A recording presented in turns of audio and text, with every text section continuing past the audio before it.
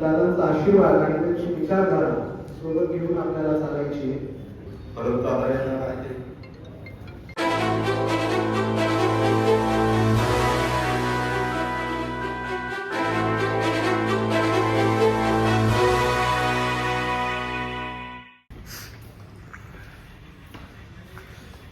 तर मित्रांनो, आज आपण जातोय यवतमाळ.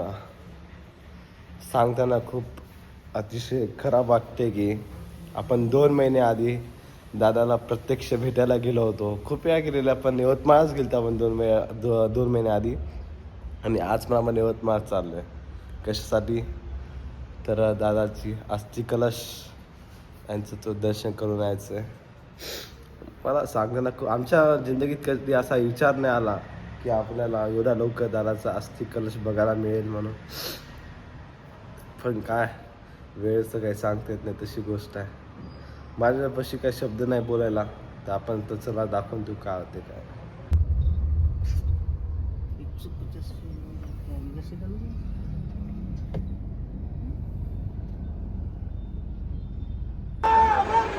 अजीत दादा अमर रहे,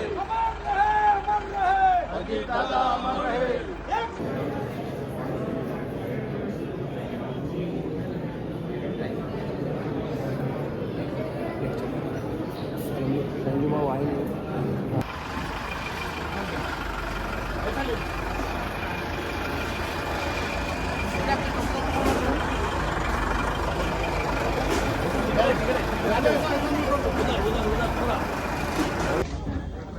तुम्हाला उचला लागेल.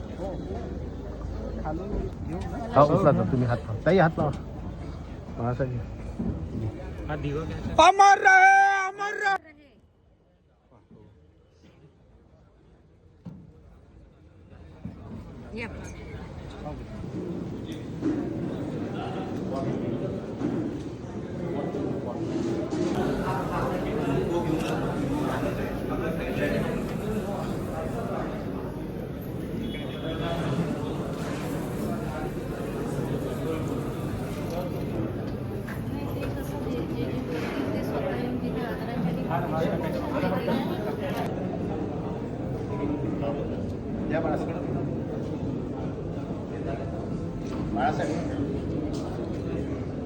अमर रहे, अजीत दादा अमर रहे.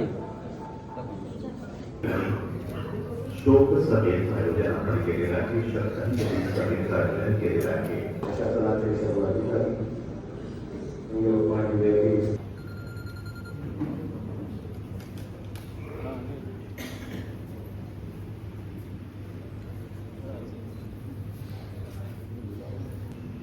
सर्वात प्रथम जिल्ह्यात आले असेल तर ते वडील आले होते 1999 मध्ये. ते त्यावेळेस सगळ्यांचं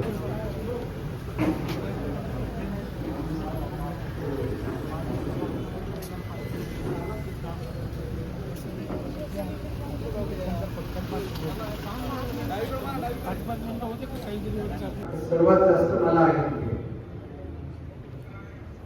त्याला एकमेव कारण की जेव्हा आपण एक राजकीय गुरु त्याला प्रेरणा मानून राजकारणात चालतो आणि तो हात जर डोक्यावरून निघाला तर आपल्याला सुचत नाही काय.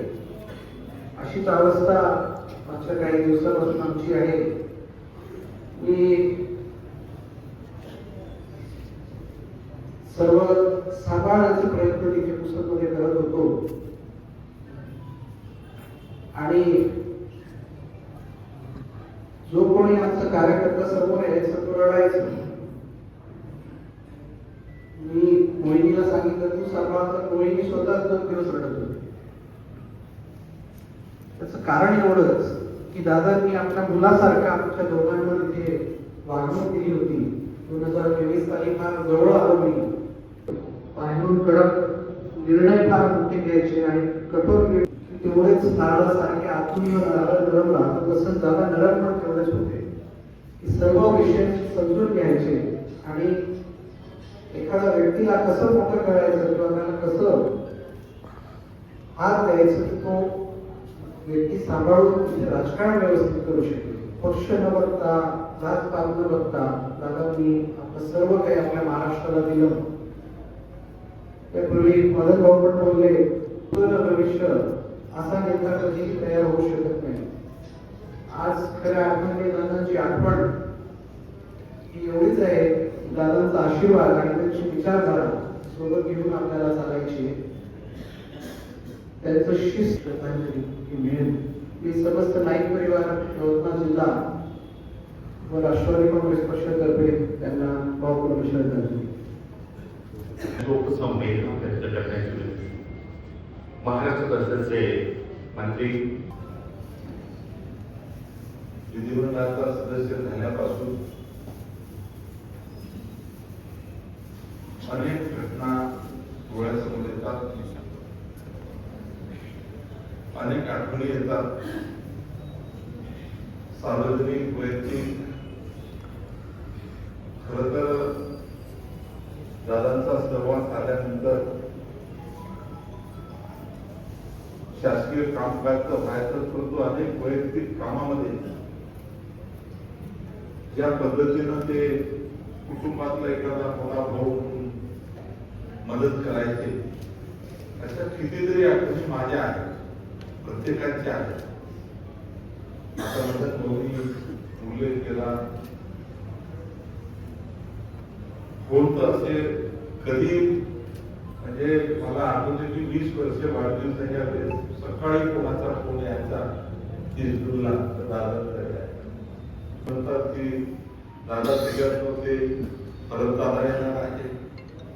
म्हणजे अशा सर्व घटनामुळे सर्वजण आज या पद्धतीने व्यतीत झालो आहोत. आणि हानी तर सर्वांची झालेलीच आहे, राज्याची झालेली आहे, वैयक्तिक झालेली आहे. मरना मरना हक का बाना है, जीना उधारना है, जीना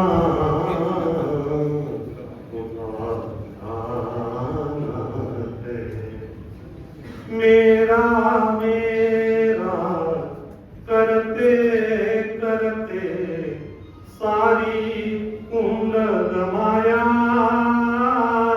सारी उम्र गमाया. मेरा तो चूहे ने लूटा, मेरा तो चूहे ने लूटा. काल बलाने खाया जीना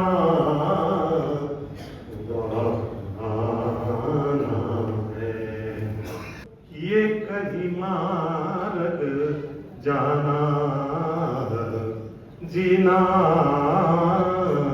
उदाना.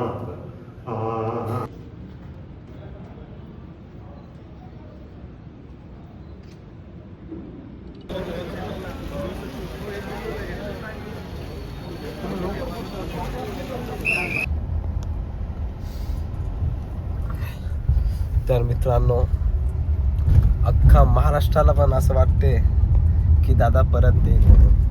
तुम्ही सोशल मीडिया पाहतच असाल, कोणीतरी विमानात उतरताना दिसले, 6 जण होते, नंतर 5 जण म्हणले, कागद जळाले नाही. अशा भरपूर गोष्टी आपल्या डोळ्यासमोर आलेल्या आहेत. आणि सगळ्यांच्या मनामध्ये एक आशा आहे की दादा परत येतील म्हणून. महाराष्ट्र नाही तर अख्ख्या देशाच्या डोळ्यात मध्ये पाणी आहे दादाबद्दल.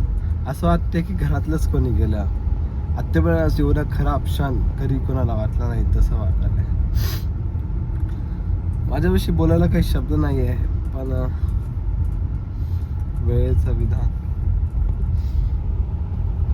तर मित्रांनो, आता अस्थिकलश दर्शन झालेलं आहे. सर्वांनी आपापल्या मनातल्या भावना व्यक्त केल्या. यवतमाळ कलेक्टर ऑफिस होतं प्रोग्राम, आणि आता आपण रेस्ट हाऊसला आलेलो आहे. तिथे एक एक क्षणात डोळ्यात पाणी येत होते. व्हिडिओ काढायचं काय सुचत नव्हतं, तरी पण जेवढं झालं तेवढे मी व्हिडिओ काढलेले आहे. आणि मी आपला व्हिडिओ थांबवतोय. नक्की पाहिलं असेल तर धन्यवाद.